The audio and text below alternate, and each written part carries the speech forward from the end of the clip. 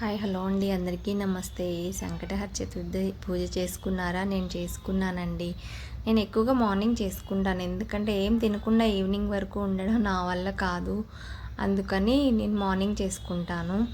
అయితే ఉండ్రాలు చేశానండి. అది ఎలా అంటే నెయ్యి వేసాను, నేతిలో జీలకర్ర జీడిపప్పు వేసి ఫ్రై అయిన తర్వాత నీళ్ళు పొంగురానిచ్చి పక్కన పెట్టుకుంటాం కదా, ఒక గ్లాస్కి 3 గ్లాసెస్ వాటర్ వేసేసి ఈ రవ్వలో వేసేస్తాం కదా, కొంచెం సాల్ట్ వేసి చక్కగా మగ్గనిచ్చేసి ఉండ్రాలు చేసేసుకున్నాను. ఆ తర్వాత బొజ్జగనపయ్యకు గరికతో నేను చక్కగా పూజ చేసుకున్నాను. ఉండ్రాలు చూడండి, ఈసారి కొంచెం పెద్దవి చేశాను. మీరు ఇలాగే చేస్తారా? చూడండి, నా పూజ నచ్చిందా? బాగుంది కదా. నేనైతే నాకు చిన్నప్పటి నుంచి ఒక అలవాటు ఉంది. ఏంటంటే యూట్యూబ్ చేయక ముందు కూడా అసలు చిన్నప్పటి నుంచి పూజ చేసుకొని ఒక ఫోటో తీసుకొని ఆ ఫోటోనే చూసుకుంటూ ఉంటాను. అది నాకు ఇష్టం. నేను పూజ చేసేది నాకు కనిపించేది కదా, అందుకని ఆ ఫోటో కానీ వీడియో కానీ చూసి నేను బాగా ఎంజాయ్ చేస్తాను. ఫొటోస్ వీడియోస్ అంటే చాలా పిచ్చి నాకు.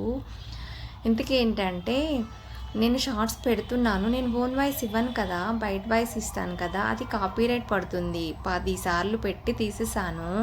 అసలైతే ఈరోజు మార్నింగ్ రొటీన్ అంతా ఇద్దామనుకున్నాను, అయితే ఇవ్వలేకపోయాను. ఇప్పుడు ఇస్తున్నాను. ఏంటంటే ముందు లెమన్ వాటర్ తాగేస్తాను.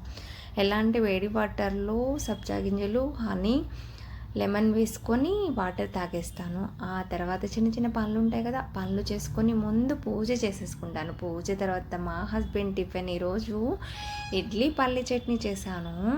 రాగి జావలో నేను ఎక్కువ పాలు వేయను, పాలకు వెయిట్ పెరుగుతాం కదా, మజ్జిగనే వేస్తాను. ఇల్లు చూసారా, ఈరోజు బాగా వచ్చింది, చాలా బాగా. పల్లి చట్నీ కూడా బాగా వచ్చింది. మీరేం టిఫిన్ చేసుకున్నారు?